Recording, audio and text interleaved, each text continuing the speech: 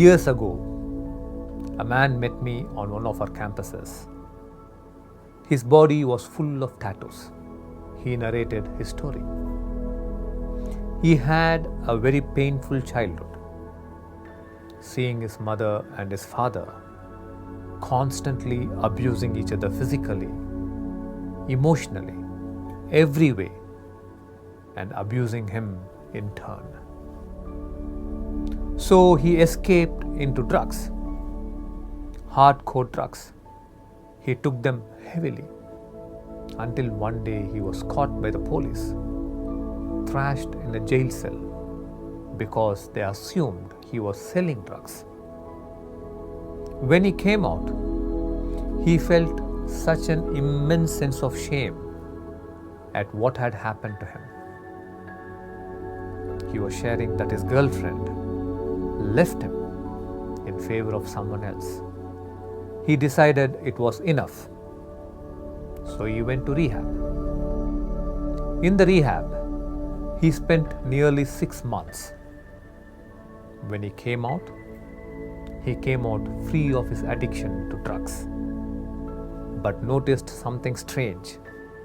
In the next 6 months, he found he had become addicted to smoking. Now once again he took help. He came out of it. A couple of months later, he found he was addicted to chocolate. He said, "Right now, I am addicted to chocolate." Now every one of you will be assuming or thinking that's a good addiction to have. But his addiction was entirely at a different scale. He said, "Krishnaji, you do not know what I mean when I say I'm addicted to chocolate. That is, if you gave me a chocolate the length of your arm, I will finish it in one go and go and buy the next one. I cannot say enough. I can never say enough. That is the problem with an addicted mind." He said, "My brain is constantly craving for pleasure, some kind or the other, and I'm terrified of that. Is it true that once an addict, forever an addict?" He said, "I have heard of you from my cousin.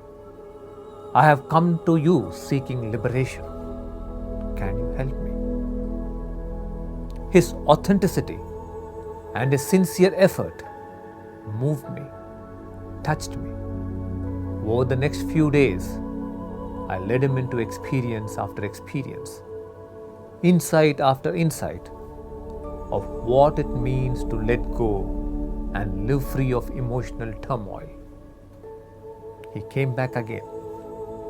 The next stage of his evolution was living more and more in the present. His addiction to chocolate had reduced, but not gone. He began to visit us regularly.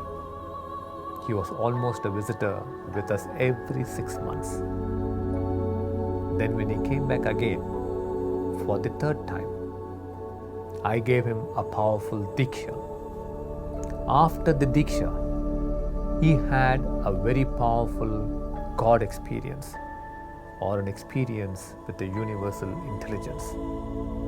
A God realization state where his brain was flooded with the nectar of bliss, with Amrita. When he emerged from that experience, he knew he was cured. He had become free of addiction forever. Not only had he become free of addiction, he was awakened. He was living in an extraordinary state of consciousness. On many days, he of course knew that his journey to enlightenment remained though. I cannot mention his name because he is now married and has a child. During the Diksha I gave him, the crust around his pineal gland fell away and his brain was flooded by bliss molecules. This spiritual bliss is the greatest healer of the brain. It erased addiction from his brain. That is why Shri Preethaji and I believe that every young person must become enlightened, to have a brain that is healthy, to have a consciousness that is awake, to experience true power within oneself.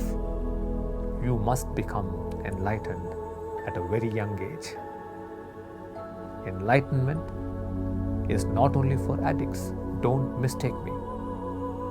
It is better that you have a brain that is not prone to addiction. It is great to have a brain that is awake. It would be phenomenal to have a consciousness that does not succumb to suffering. It is that vision that we hold for you. Towards this vision, we have 3 doors open for you: the door of manifest, the door of tapas, and the door to oneness changemakers training. The manifest for youth is a 3-hour long online mystic process that happens 4 times a year. It is attended by young people from all over the world. Each manifest offers a different gift. Once it is the gift of intelligence, another time success, vision, or leadership. Manifests are immersive mystic processes that dissolve obstacles from the deepest layers of your consciousness and awaken you to your true potential and awaken you to your greater destiny. The manifest mystic processes are led by my wife Shri Preethaji and me for young people from all over the world. Every one of you is welcome to the manifest. You can, however, enter Tapas and Changemakers training in India on our magnificent campuses only through selection.